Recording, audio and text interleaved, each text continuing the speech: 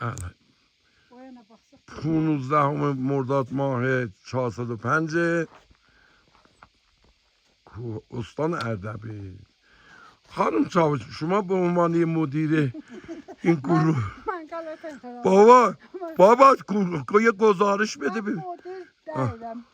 Mən bir dənə özbə Koçaçı Cüneyd Altılan özbəyəm. Ay sağ olasın qəşəng. Ağay Mərdanənin Aha. bir dənə özbə Aha. ya belə zərrə Koçaç. Aslan Rəhmət. Onun özbəyəm. Hala bu günlər siz bu dağda, bu Səbələn dağında bu quru bu 33 nəfər gəlmişik, biz hələ gedirik dalda qalmışıq.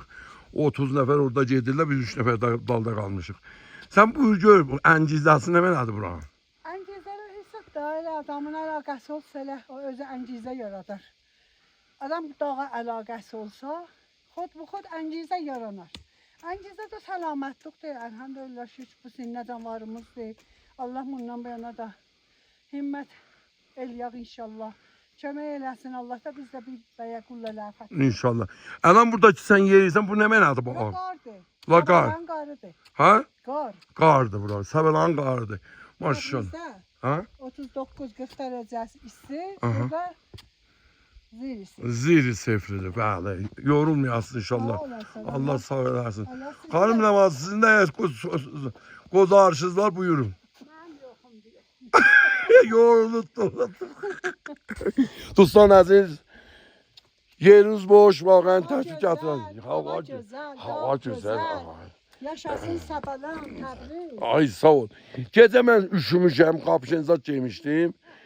3-4 dənə pət salmışdım üstümə. İndi də görürsünüz astım qutayla dolanıram. Enerji bağla ruhiyalı, ruz, xoş xuda. Bak bir kara bir bakın da oradan. Adam həzz edir, kara bak. Xanım Caş, bunlar niye bütün karlar dərədüb olublar bunlar? Bu dərəsə yer. Daşlar bahis olublar, bunlar bücür olublar. Hə. Dostlar, baxın görün kef eləyin.